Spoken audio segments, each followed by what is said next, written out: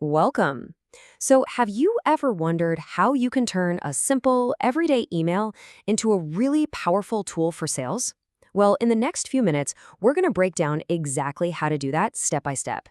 And we'll do it in a way that anyone, and I mean anyone, can understand and start using like today. Here's what we've got on tap. We're going to start with why email is still such a powerhouse for sales. Then, we'll get into what is honestly the most important step of all, getting to know your customer.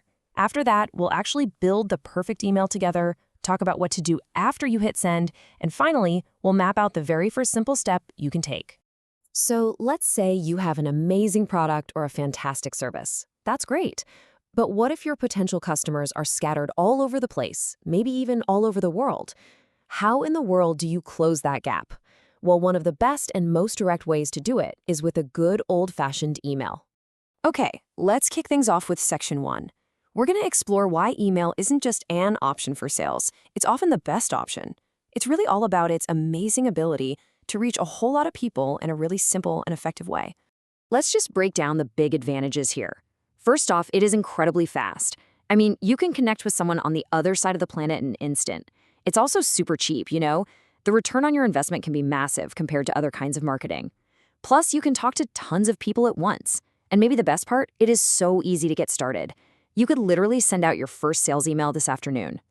All right, let's move on to what I think is the absolute bedrock of any good sales effort. Before you write a single word, before you even think about a catchy subject line, you have to do this one thing. You have to actually know your customer. This is non-negotiable. So, what do we even mean when we say customer? It's not just the person who gives you money. A customer is the person whose problem you're trying to fix. They're the person whose life you can hopefully make a little bit better or a little bit easier with what you're offering. So how do you do it? How do you get to know them? Well, it's really just 3 simple steps. First, find their name. An email that starts with "Dear valued customer" is just begging to be deleted. Second, do a little digging. What's their biggest challenge right now? What are they trying to achieve? And third, connect those dots. How does your thing directly solve that problem for them? This slide says it all, doesn't it? It's like night and day. On the left, you have this generic, lazy message. It's all about me, me, me. And you know where that email's going? Straight to the trash. But the one on the right? That's a conversation starter. It uses their name, it shows you understand their world, and it offers help. It's about them, and that makes all the difference. Okay, so you've done your homework. You know who you're talking to, and you know what they need. Now it's time for the fun part, actually writing the email. And the golden rule here, believe me, is to just keep it simple. Resist that urge to write a novel. Simple and clear wins every time. But wait, before we even get into the main part of the email, we have to deal with the gatekeeper, the subject line. I want you to think of it like a headline. In a super crowded inbox, your subject line has one job and one job only. Get them to open your email. It's honestly the most important part. So what makes a good subject line? The best ones are usually short and they make you a little curious. Take this example, a question for you. It's simple, it's direct, and it makes you wonder, a question about what? That's way more likely to get opened than something like, our awesome new product launch. The best sales emails almost always follow a really simple 4-part structure. Think of it like a recipe. You have the greeting, the body, the call to action, and then the closing. Let's look at each piece. First things first, the greeting. This is your chance to show you did your homework. Just using their first name, hello Sarah or hi David, it immediately makes the email feel personal. It's a tiny detail, but it has a huge impact. Next up is the body. And this is where you get straight to the point. Keep it super short. Seriously, your first sentence should mention their problem or a goal they have. Your second sentence should briefly say how you can help. That's it. Problem, meet solution. Done. Part 3, the call to action. This part is so important. You are not asking them to buy something. You're just asking for the next tiny step.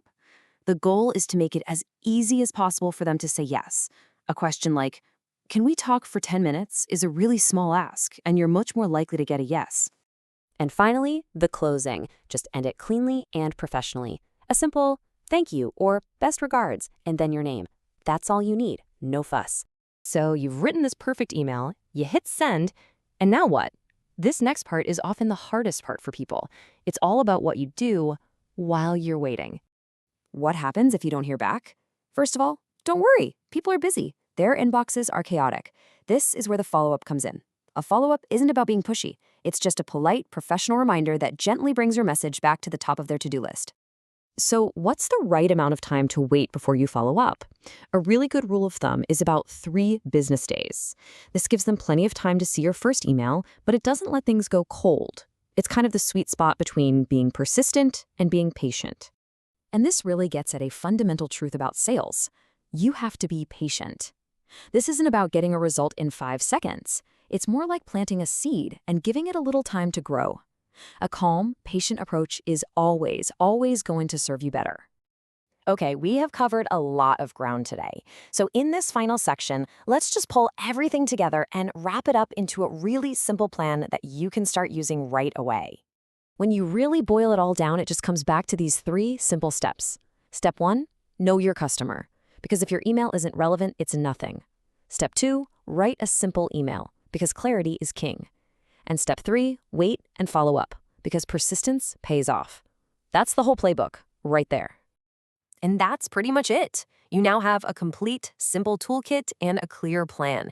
You're not just ready to send emails anymore. You're ready to start real conversations and build actual relationships. You are ready to go. So I'm going to leave you with one final question to get you moving. Just take a second and think about it. Who is the very first person you're going to reach out to using this approach? Because learning all this is great, but taking action, that's where the results happen. Thanks for tuning in.